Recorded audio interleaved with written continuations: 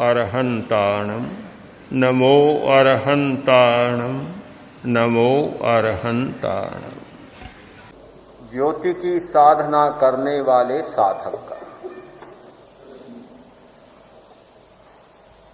मनुष्य की सबसे बड़ी विशेषता क्या है? एक प्रश्न है। मनुष्य में हजारों विशेषताएं। एक व्यक्ति पैरों से चित्र बनाता है। कल ही हमने देखा हाथ काम नहीं कर रहे हैं, सामने आया, दूसरे भाई ने कहा क्या देखना चाहते हो? किसी ने सुझाया मोर बनाओ। बड़ी कैंची ली, पैरों में पकड़ी, पैर के अंगूठों में कैंची पकड़ी, सामने कागज रख दिया, काटना शुरू किया, पैरों से काटना शुरू किया। थोड़ी देर में देखा 10-15 मिनट में 4 मोर, बहुत सुंदर मोर, एक साथ 4 मोर बनाए। मनुष्य में बहुत विशेषताएं हैं।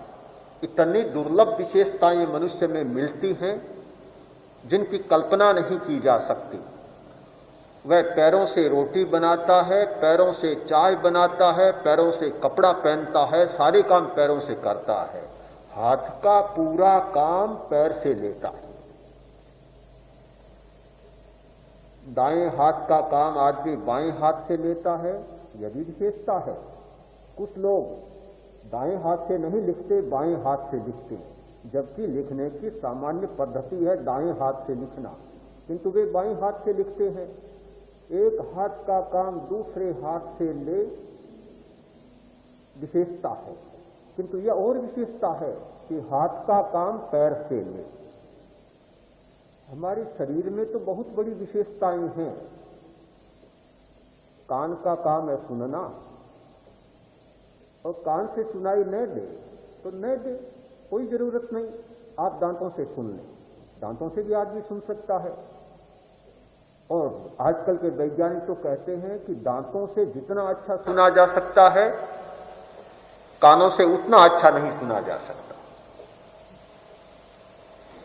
आंखों से पढ़ा जाता है, पढ़ने के लिए आंखें नियत है, किंतु अगर आंख काम न दे या आप आंख से काम लेना न चाहें तो आंख को छोड़ दें, बंद कर दें, आप उंगलियों से पढ़ लें। उंगलियों से भी पढ़ा जा सकता है, उंगलियों में भी पढ़ने की क्षमता है। तो मनुष्य की इतनी विशेषताएं हैं कि जिन विशेषताओं के बारे में कोई पूरा निश्चित नियम नहीं बताया जा सकता। किंतु मेरे सामने एक प्रश्न है कि मनुष्य की सबसे बड़ी विशेषता क्या है? हमेशा यह प्रश्न होता है कि सबसे बड़ा कौन, सबसे बड़ी क्या? आदमी छोटी बातों पर बहुत राजी नहीं होता, सबसे बड़े तक पहुंचना चाहता है। लोग आते हैं वंदना करने के लिए, साधुओं को वंदना करते हैं, पर जब तक आचार्य तुलसी के पास नहीं जाते तब तक उन्हें संतोष नहीं होता कि सबसे बड़े गुरु जी कौन है। जब सबसे बड़े गुरु के पास चला जाता है तो संतोष हो जाता है। आदमी की प्रकृति है कि वह सबसे बड़े तक जाना चाहता है। आबू के पहाड़ पर जाने से भी संतोष नहीं होता, विंध्याचल पर जाने से भी संतोष नहीं होता, हिमालय की तलहटी पर जाने पर भी संतोष नहीं होता, जब तक एवरेस्ट की चोटी पर न चला जाए, ऊंची से ऊंची चोटी पर आदमी चला नहीं जाए, तब तक संतोष नहीं मिलता। यह मनुष्य का स्वभाव है कि सबसे ऊंचे तक पहुंचना चाहता है, सबसे बड़े तक पहुंचना चाहता है। तो फिर यह प्रश्न कैसे नहीं होगा मेरे सामने भी कि मनुष्य की सबसे बड़ी विशेषता क्या है? सबसे बड़ी विशेषता है समाधि। समाधि समाधि मनुष्य की सबसे बड़ी विशेषता है। जीवन की सबसे बड़ी कला है समाधि, जीवन का सबसे बड़ा विज्ञान है समाधि, और जीवन की सबसे बड़ी विशेषता है समाधि। जिस व्यक्ति को समाधि उपलब्ध हो जाती है, शेष सारी विशेषताएं नीचे रह जाती, उसकी तुलना में कोई विशेषता नहीं आ सकती। पैरों से चमत्कार दिखाने वाला व्यक्ति भी बड़ा दुखी है। हमने देखा कि कपड़े इतने मैले, इतने गंदे, खाने को पूरी रोटी नहीं, कोई सहारा नहीं, बिल्कुल बेसहारा, दूसरों की कृपा पर जीता है। एक और इतनी बड़ी विशेषता कि हाथ का काम पैर से कर ले, और दूसरी ओर बिल्कुल असहाय और अभागा। जिस व्यक्ति को समाधि उपलब्ध हो जाती है वह अत्राण नहीं रहता, असरण नहीं रहता, असहाय नहीं रहता और दुखी नहीं रहता। समाधि तब उपलब्ध होती है जब व्याधि नहीं सताती, जब आधि नहीं सताती और जब उपाधि नहीं सताती। ये तीनों जब सताना बंद करते हैं तब समाधि उपलब्ध होती है। आदमी को व्याधि सताती है, शरीर का रोग सताता है, रोग आते रहते हैं और समाधि होती नहीं। कोई रोग आया, समाधि टूट जाती है, समाधि भंग हो जाती है, सुख नहीं रहता, संतोष नहीं रहता, कोई तृप्ति नहीं रहती, एक व्यवधान आ जाता है। आधी आती है और भी भयानक स्थिति बन जाती है। शरीर में कोई रोग नहीं, किंतु जब मानसिक उलझन आती है आदमी बिल्कुल बेचैन हो जाता है, जीना मुश्किल हो जाता है। व्याधि से भी कठिनाई है आधी की ज्यादा। मानसिक रोग जब आता है, मानसिक उलझनें आती हैं, आदमी पागल बन जाता है। इतनी बेहालत होती है जिसकी कोई कल्पना नहीं की जा सकती। सब कुछ होने पर भी बहुत दुखी बन जाता है।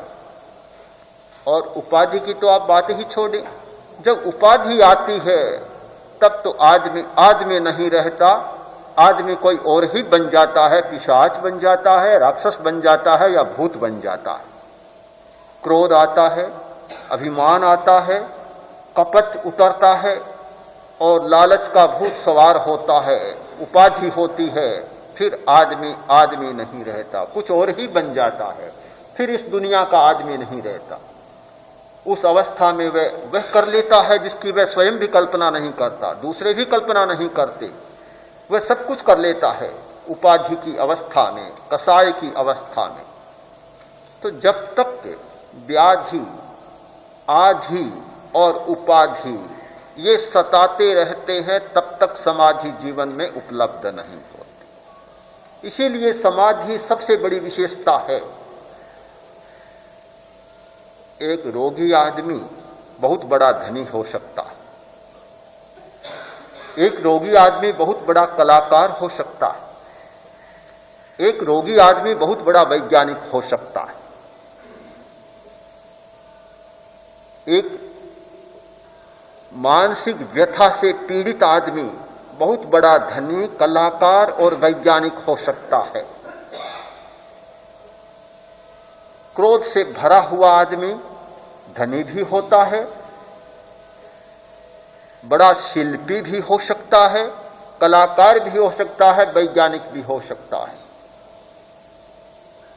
किंतु व्याधि, आधि और उपाधि से भरा हुआ आदमी समाधिस्थ नहीं हो सकता। समाधिस्थ होने के लिए तीनों से पार जाना जरूरी होता है।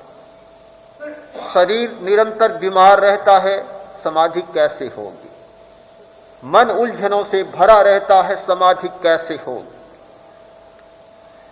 आदमी उपाधि से भरा रहता है, कषाय से भरा रहता है, समाधि कैसे उपलब्ध होगी? इन सब से पार जाना जरूरी है, तब समाधि का बिंदु उपलब्ध होता है, समाधि का पहला बिंदु उपलब्ध होता है।